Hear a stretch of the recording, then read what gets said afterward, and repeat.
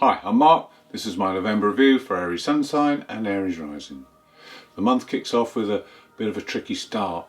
We've got two oppositions on the first. The Sun, who's in your 8th house, the house of life-changing events, makes an opposition to Uranus. Now, Uranus can bring up sudden, unexpected events and happenings. So, why are these coming up? Because you've got to pay attention to them. There's things here that you've not been aware of or you've not taken notice of. Your perception will increase. You'll have more understanding of psychological nuances. The other thing that's happening is Venus is opposite Chiron. So these issues that come up could be related to past wounds, could be related to rejection in one-to-one relationships, or it could be where you've not got what you desired. You may have desperately wanted a job but you failed to get it. Could be wounds related to these that come up, but it's a good time to heal them now. The other thing is that Mercury is still retrograde and he squares Saturn, so there's still difficulties in communication. It's best to put off any difficult conversations or any negotiations till he goes forward again on the 4th. Those first few days of November you're going to feel a little bit low, a little bit down, because Saturn has this effect on us. He makes us look at the darker side of life sometimes, deepest duty and responsibilities.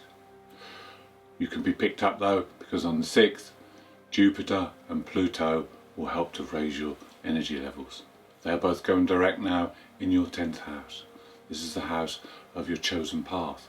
This is the house of your career. This is the house of your public standing. So now you can benefit here. You just have to channel the energy into the right area. Don't get obsessed with power or money, because this combination can increase that urge. What you've got to do is invest the energy, the time into yourself so that you can better yourself and be more successful.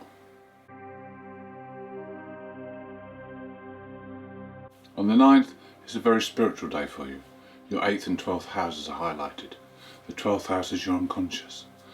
The 8th house is how you perceive things, and you have heightened perception.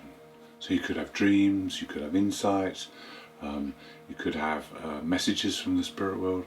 All sorts of things could happen today if you let your mind relax, meditate, let it roam free, and you have greater understanding not only of yourself but the world around you. It's also a good day for love. Venus is in your 7th house, so it's a good day for your relationship. If you're not in a relationship, it's a good day to meet one, but just be careful because you'll be attracted to lots of people today. If you're not in a happy relationship, then there could be some arguments, because Mars is there and he may throw up some disagreements or niggly things. So just try and stay calm and enjoy that spiritual feeling on the 9th.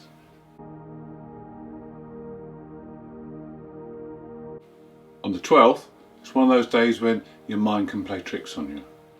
It's a day when you need to think before you speak, otherwise you might land yourself into hot water. It's a day when you may think that you're a failure or you have negative thoughts, but you need to get them out of your head, because the next day, on the 13th, Venus makes a good aspect. Now you can attract things to you, new and exciting things. You can learn new things, and there may be clues today as to what you can do to better yourself. There's things that you can learn that will give you more knowledge and that will benefit you. On the 14th, things start to get better. This is a great day. The Sun makes a positive aspect to that Jupiter-Pluto conjunction we talked about, the one that's moving forward now. Also overnight, Mars has turned direct. Mars, your ruler, who gives you all your energy, is now going direct. So all these points come together now, and you can really move forward. You can really start to make changes. You can really move forward on your path or in your career. You can make things happen now.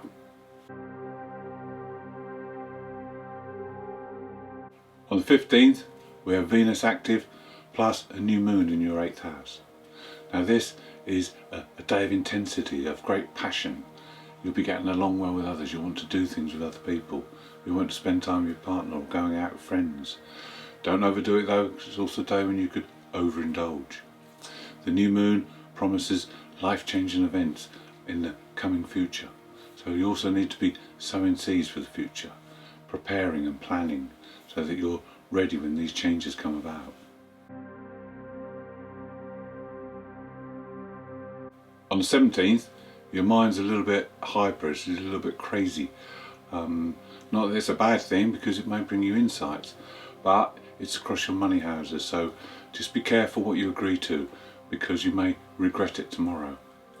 Because the next day is much better, because you'll be more stable, your mind will be more orderly, so you'll be able to make decisions then. So just stave things off on the 17th, think about them before you commit. On the 19th, it's a good day to take a look at your relationships. It's a good day to analyse them, find out what's going on. You may have fears. They can be put to rest, because the things you'll find out today will help you. These relationships, especially the ones connected to your life path or your career, will be particularly important. And those where you have responsibilities. So analyse them, think deeply about them, and you may come up with things that will calm your fears down. On the 22nd, Venus moves into your 8th house in Scorpio, and this makes her really intense, really passionate. On the same day, she opposes the Black Moon Lilith. The Black Moon Lilith and Venus are twins. They are very akin.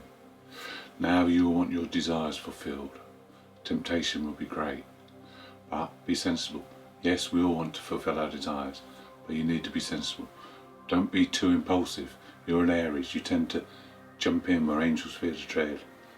Be sensible, hold back a bit, because you don't want to do anything you'll regret later. On the 27th, it could go either way with relationships. You could have a fantastic day, you could be going out with your partner or friends and trying something new and unusual, or you could have difficulties arise. There could be problems come up or issues come up within relationships. Those need to be solved. Those need to be dealt with and put to bed straight away. So it's either a great day for sharing, or it's a day when you need to problem solve. That will depend on your actions in the past. If you've had good successful relationships, then no issues will be coming up. If you have issues come up, then they're ones you may have ignored in the past and you need to deal with them. Between the 27th and the 30th, Mercury is going to get you to ask some questions, to do some probing.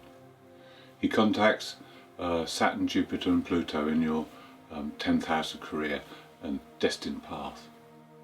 He's going to make you examine, what do you want out of life? He's given you a jigsaw puzzle here.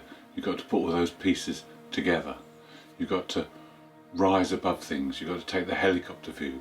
You've got to rise above things and look down and see the bigger picture. Where are you going? What do you want? What do you want to achieve? What do you want to gain out of life? Where do you want your life to go over the next few years? These are all questions that Mercury will get you to ask yourself. Now, if everything's good, then there won't be any difficult questions to answer. But if Mercury throws up these difficult questions, then you need to examine this area and see where you want to go, see what path you want to go down, see what career you want to do. By asking these questions, you will learn a lot about yourself and learn a lot about what you want, so that you can put those pieces of the jigsaw together and know where you want to be in the future. Then on the 30th, we finish the month with a full moon, and it's a lunar eclipse. Now, eclipses can highlight things. If you've done the work, you're in touch with your inner self, if you've put the pieces together of that jigsaw, it can be a day of high energy and great intensity and achievement. If you haven't, then things could be highlighted that you need to pay attention to. The eclipse affects 30 days before, 30 days after. So you need to look out for events that have happened or are going to happen. See whether you're still on track. The eclipse can open doors, but can also slam doors shut as well. So this is a time when you need to be very aware, very open to things. You need to get in touch.